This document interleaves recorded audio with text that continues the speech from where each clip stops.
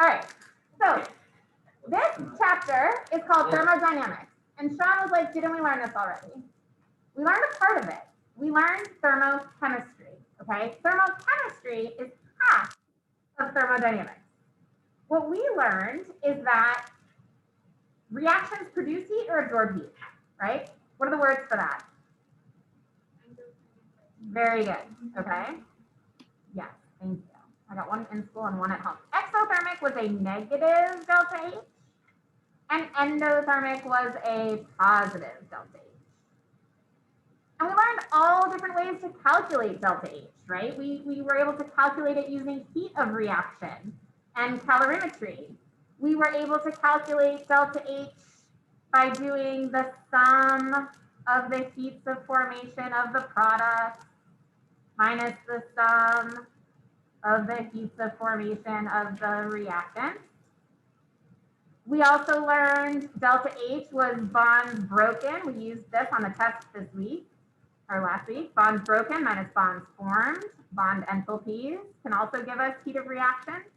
We did Hess's law, where we added up heats of reaction. But all that chapter 5 stuff that we studied was only looking at heat, okay? Mr. Vera, so just about that test question, bonds broken release energy, right? Bonds formed take in energy, right? No. No, it's the opposite? No, it's neither. It's bond enthalpies are the amount of energy needed to break bonds. Amount of energy needed to break bonds is always a positive value. So if you look at the bonds of the reactants and you look at the bonds of the products, right?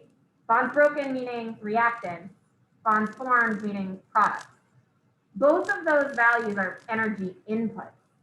Okay, so how much energy would you need in order to break the bonds of the reactants versus how much energy would you need to break the bonds of the products?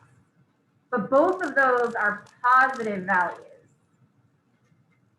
And so the comparison of how much energy would you need to break these versus the energy you would need to break those, the delta between them is the heat of the reaction.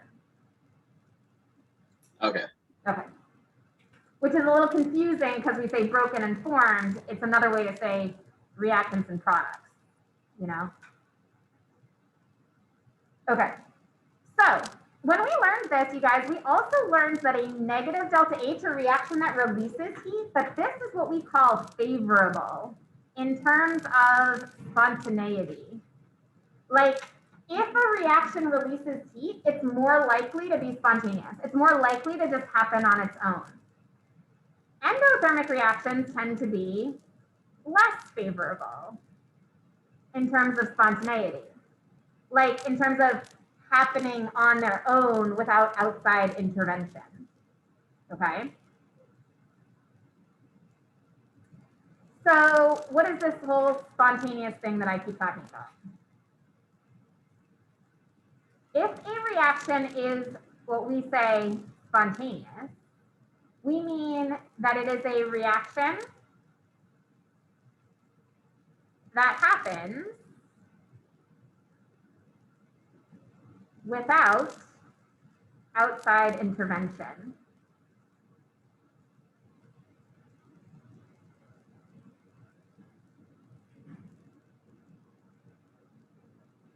Okay? It just happens on its own. You've heard of spontaneous combustion, right? That would be something just bursting into flames on its own. You're like, well, what the heck just happened there? Okay? Without outside intervention. This spontaneity doesn't only depend though on endo and exo. I say favorable and less favorable, but I don't say, hey, if it's exothermic, it's always spontaneous. That's not the case. There are some endothermic reactions that are spontaneous, okay?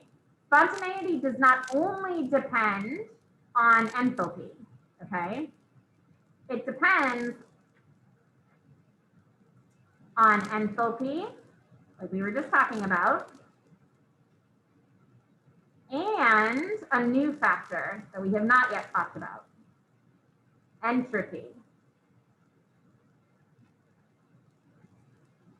And temperature.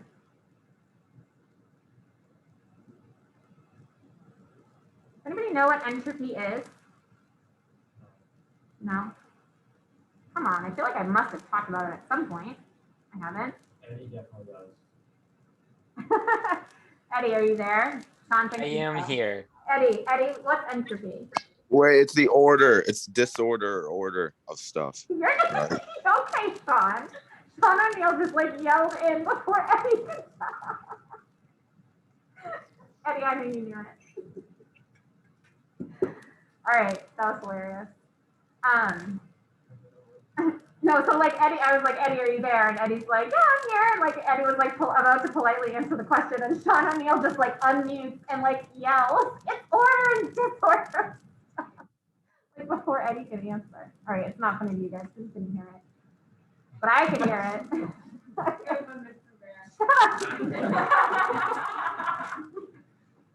Okay, entropy. Let's define it. Everybody at home should already have the definition since Sean told us. Entropy, the variable we use is S, okay, not H. H is enthalpy. Entropy is the extent or degree of randomness or disorder in a system. Which is maybe like a hard thing to kind of wrap your head around. Think about it this way, like the analogy I like to use is like a messy room, right? If your room is nice and neat and organized, there's like one place for your clothes, like your drawers. Maybe you've got like 6 drawers, that's the place where you're gonna find the clothes, right?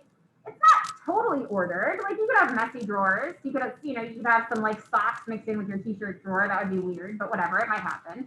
So like there's a little bit of messiness, even in just a neat room that's organized with drawers. It has some inherent entropy, even when it's neat.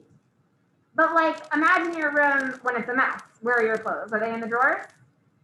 Not in my daughter's room. They're like on top of the drawers, they're like under the desk, they're like in the hallway, they're in the laundry bin, they're on the closet floor, they're all over the place, right? I would say when my kid's room is messy, there's like a lot of entropy. There's like a million different positions for where all of those clothes could possibly be, right? The more possible positions you have for things, the messier the system is, okay? So in terms of molecules and systems of chemical reactions, the fancy explanation for what we mean by this randomness or disorder is the extent to which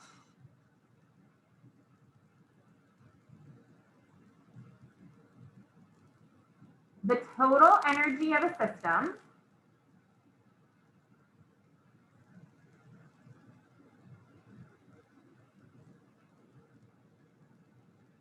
and when I say energy, I'm talking all types of energy. I'm talking about kinetic energy, energy of position or motion. If things are moving faster, they're messier.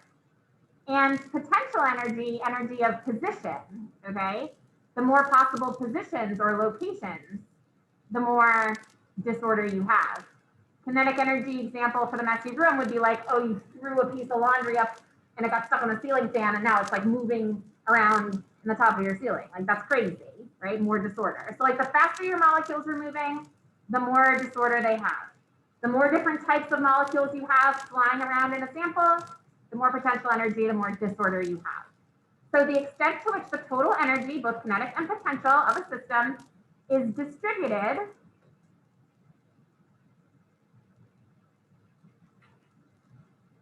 among the various particles and types of motion. There's all sorts of different types of motion. We can think about particles vibrating. We can think about particles sliding past one another in a liquid. We can think about them colliding.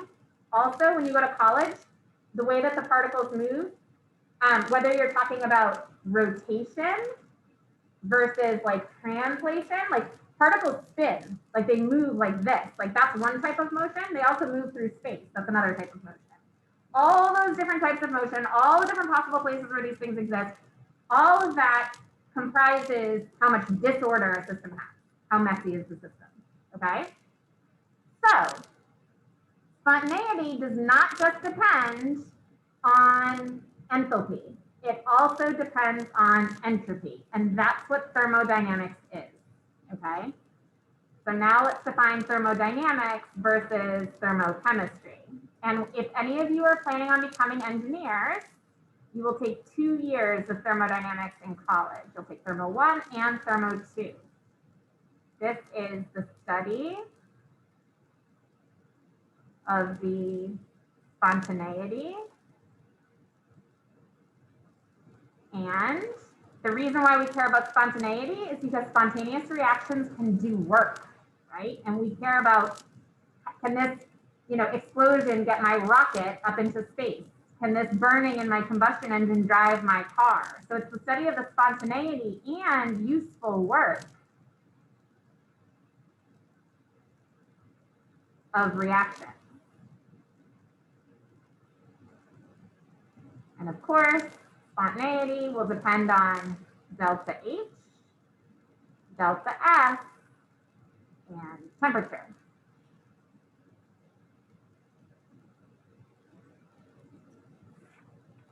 Okay.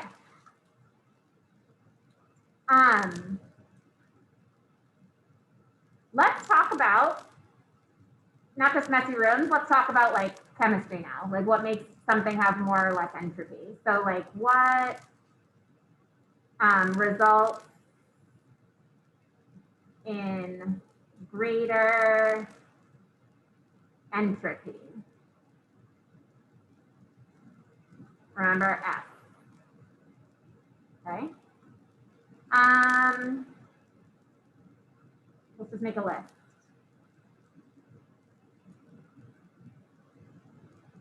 Molecules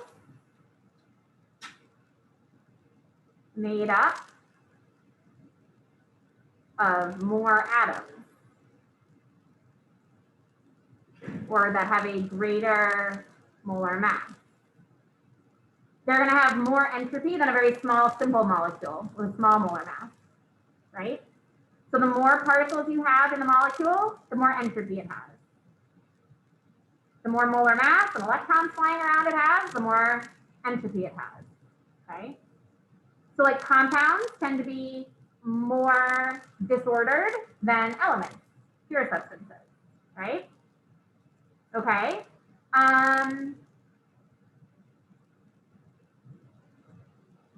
The more molecules you have in a sample, more molecules in a sample.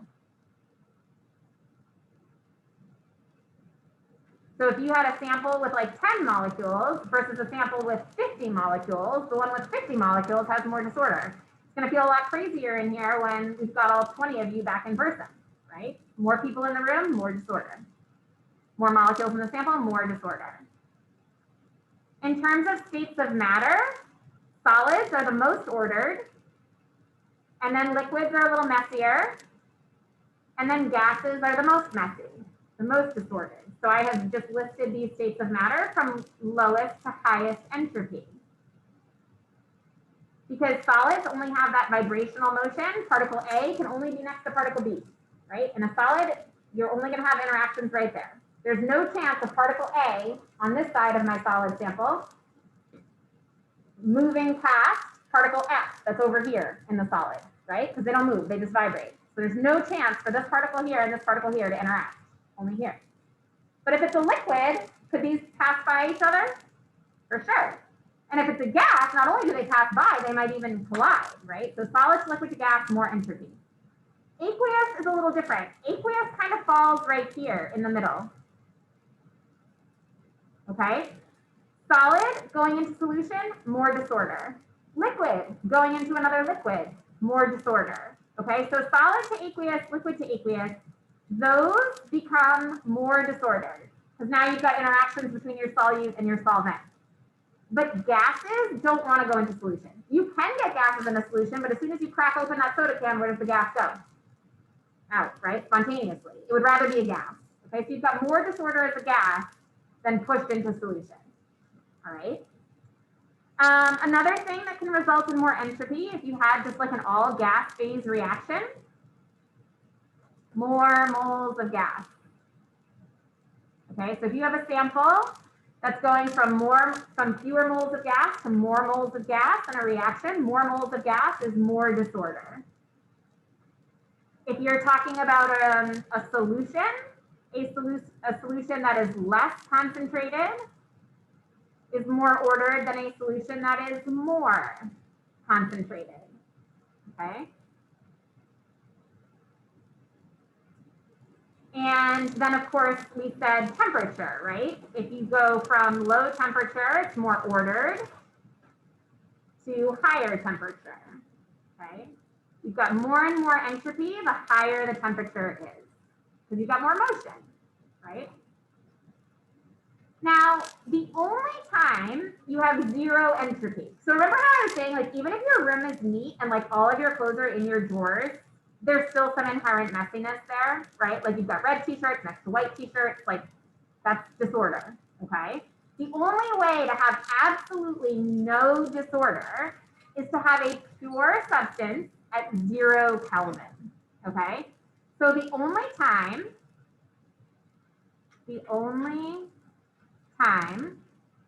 entropy is 0, F equals 0, is for a pure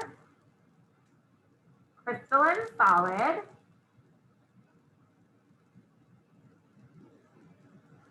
at 0 Kelvin. No molecular motion, no different substances. It's just a pure one substance thing with no molecular motion. I guess in terms of your room, that would be like you only have red t-shirts in all of the drawers and they're not moving. Now, of course, they're not at 0 Kelvin, so they are moving, but you get the idea. Would bigger volumes result in more entropy? Yes, if you're talking about like gas phase, that's a good question, Isabella. Yeah, if you're talking about gas phase, and you open up the volume for more space for more possible positions, yes, that would be more entropy as well. Okay. So we've been talking about like the individual identities of substances and how much entropy they have. We can also calculate the change in entropy for a reaction. Okay, so delta S, change in entropy for a reaction. You have to talk about what type of conditions you're under though. And so I'm gonna put a little knot up there for normal conditions. I'll define that here in a minute. Luckily, it's the same silly equation we've been using all this time for heaps of reaction, except now we're doing it with entropy. N is your moles of your balanced chemical equation. How much entropy do your products have compared to how much entropy your reactants have? That'll give you the entropy change for the reaction overall.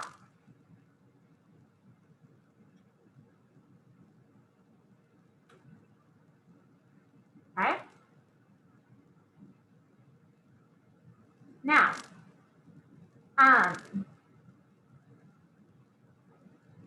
the whole point of this, the whole point of looking at entropy change, right, is to help us determine if a reaction is spontaneous or not spontaneous, right? So if you get a positive delta S, like when you do this and you get a positive delta S, that means that you are getting an increase in disorder, an increase in entropy. That's favorable. Just like exothermic was favorable for spontaneity, an increase in entropy is favorable in terms of spontaneity as well. I'll talk about why here in a minute. And so a negative delta S is a decrease in disorder, which is not favorable or less favorable. It's not impossible to be spontaneous, but it's less likely, okay? I think it's hard to think about a decrease in disorder. If that makes sense to you, great. some people like to think about a decrease in disorder as something becoming more orderly, right? So if you want to think about a decrease in disorder as something becoming more ordered or organized, it's totally fine to think about it that way as well. Okay? Now, think about it. The reason why an increase in disorder is favorable is that, like, it takes energy to keep things organized. You know what I mean? Like, your rooms get messy for a reason. Like, it takes energy to, like, do the laundry, fold the laundry, put the laundry away, right? It takes energy to put my stuff in binders. It'd be easier to just leave it all a mess across my desk, right? The universe, you guys, is expanding. Like, that is the natural state of the universe, to expand. So are there more possible positions for things or less as time goes on? More. The entropy of the universe is increasing, okay? So for any spontaneous reaction, you will get an increase in disorder of the universe, okay? And this is known as the second law of thermodynamics. Second law. The second law states that for any spontaneous reaction,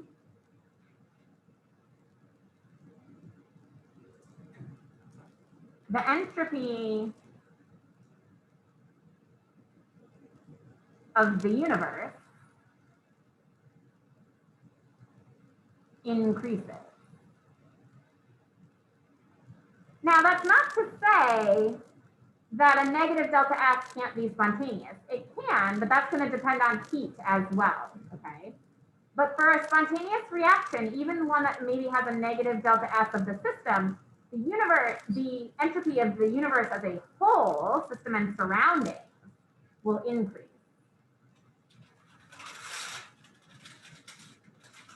And that's why a positive delta S tends to be favorable. I forgot to label this. This up here, you guys, the fact that entropy is 0 at 0 Kelvin for a pure crystalline solid, this is actually called the third law of thermodynamics. Not that it matters, but just so you guys are literate when you go to college. That's the third law. That's the second law. You guys remember what the first law is? Well, sort of. I mean, that's an application of it. It's that energy is conserved, right? First law of thermodynamics is that energy is conserved, which is why we can use things like Q equals mc delta T. The amount of heat absorbed by something is the same as the amount of heat released by something. So first law is energy is conserved.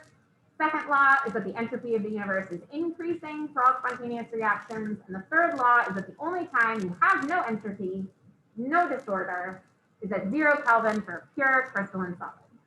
There, I've just taught you all thermodynamics. Just kidding. Mrs. Rivera, can you scroll down like one line? You got it. Thank you. You're welcome. Okay. Now notice, I have said that exothermic is favorable, right? And endothermic is less favorable. That an increase in disorder is favorable, and that a decrease in disorder is less favorable. But in determining if a reaction is spontaneous or not, we have to look at both of those things together, which we're going to do tomorrow. Okay, so for now, I just want to make sure that we understand what the heck am I talking about when I'm talking about entropy? How much entropy do these things have? And can I calculate the entropy of a reaction? Okay, so let's totally understand entropy today, and then tomorrow we'll take a look at how do these things relate to each other to determine if a reaction is spontaneous or not. Okay. So to practice this, you guys, we are going to do chapter 19 exercises. And I recognize I'm probably going to have to go get them for some people. I got you today. Oh, okay. Okay. Very good. Very good. Oh, I forgot to talk about standard conditions. I knew I forgot something. This little knot up here, you guys, sorry, before we do chapter 19 exercises. This right up there means standard. That little knot symbol means standard, which means 1 atmospheric pressure, 1 molar if you're talking about solutions, and 25 degrees Celsius. Sorry about that. Those are standard conditions. And unfortunately, we will have to work under non-standard conditions next week.